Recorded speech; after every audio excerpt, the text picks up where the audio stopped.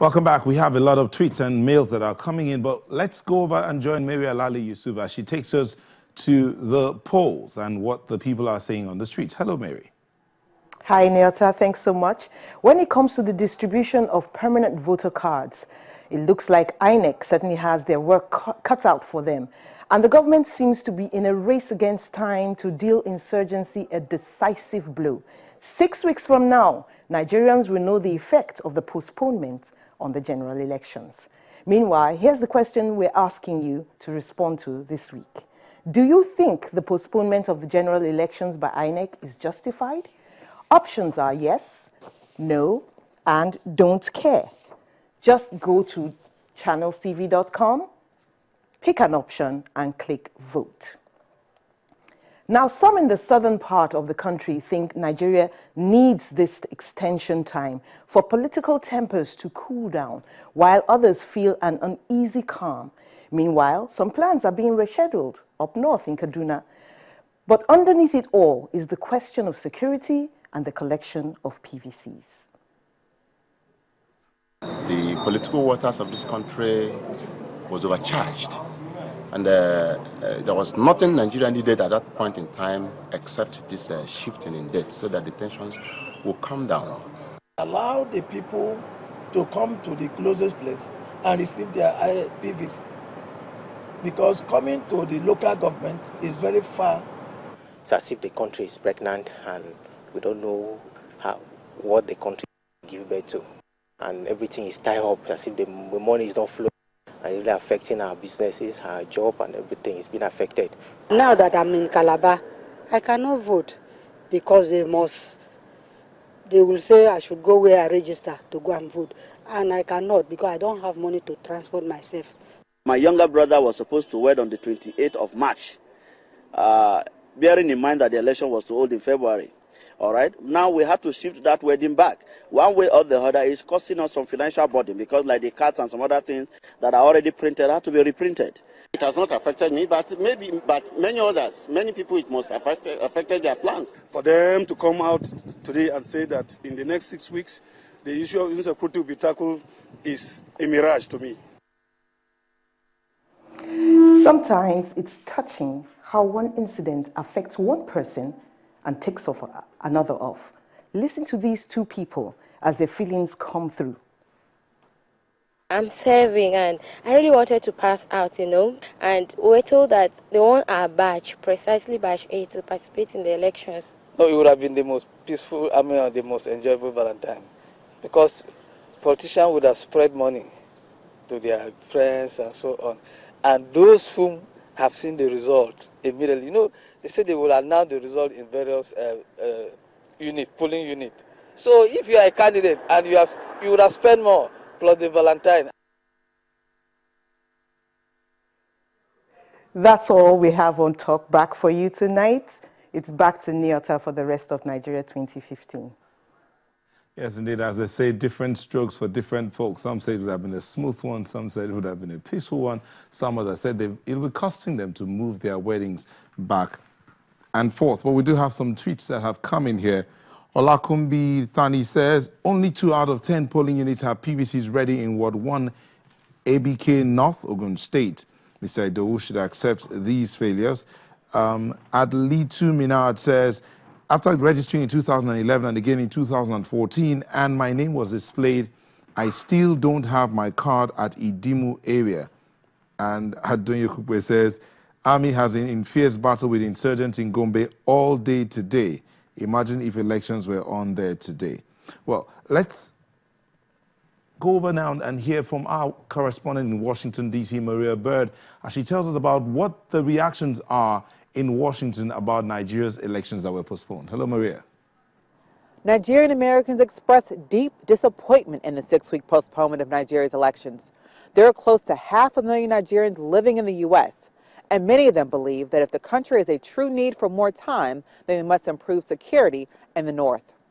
One Nigerian woman specifically states that she hopes that the government is not using Boko Haram as an excuse. Another major concern that many Nigerian Americans have is how does the government plan to get those who are forced to leave their homes in the north because of Boko Haram back in the country to vote? Issues such as ensuring all Nigerians have PVC cards, the national voting cards, and making sure that in future elections, all Nigerians, even those living in other countries like the U.S., have a way to participate in voting as well. This is on the minds of Nigerians in America.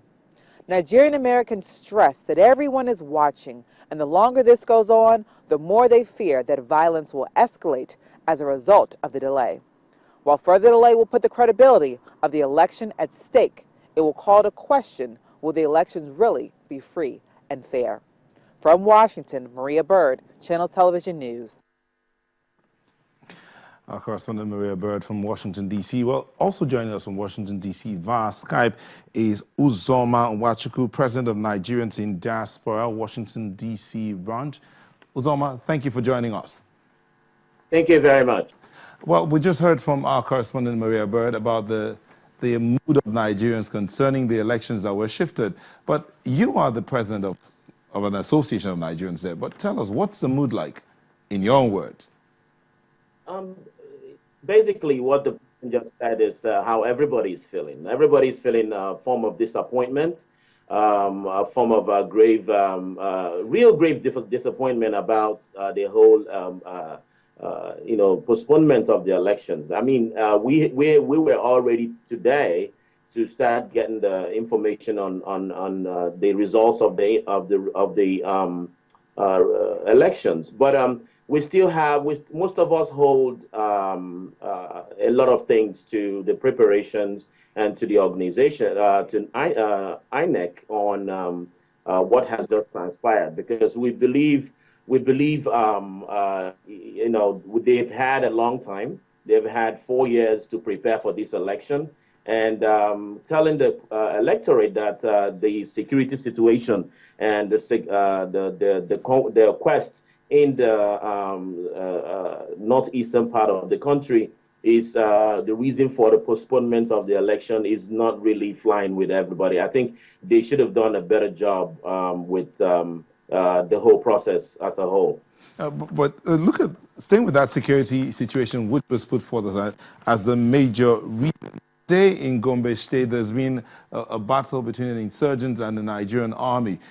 As Daniel Kugbe asked via Twitter, imagine if there was an election going on there.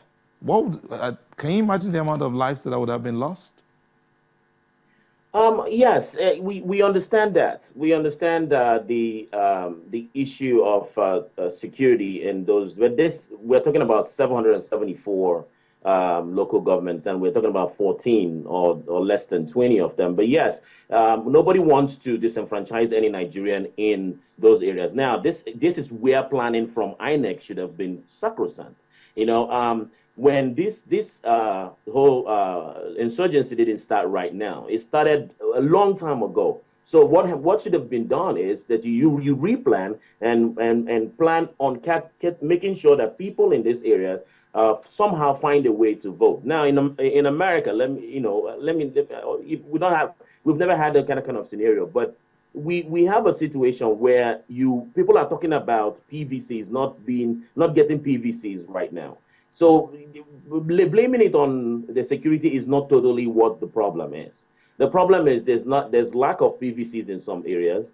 Now, I think the INEC made a very huge boo-boo, if I can use that word, in contracting the production of PVCs overseas. That alone will cost the organization a lot of money.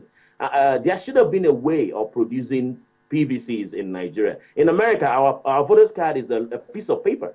It's a piece of paper with your information, and you take this piece of paper to the polling booths. They cross-check you, they ask you certain questions, and you verify that your information is correct, and you use that to go and vote. We should try to make things a little bit more cheaper, and also make things better for the populace, rather than hinging it on one aspect of the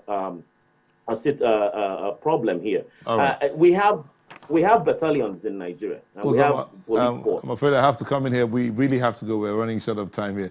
Thank you so much for speaking to us. Uzoma Nwachukwu is the president of the Nigerians in Diaspora, Washington, D.C. chapter. Thank you for speaking with us on Skype. Thank you very much. And happy Valentine's Day. Okay, back in the studio here, Colonel Diary, we're out of time.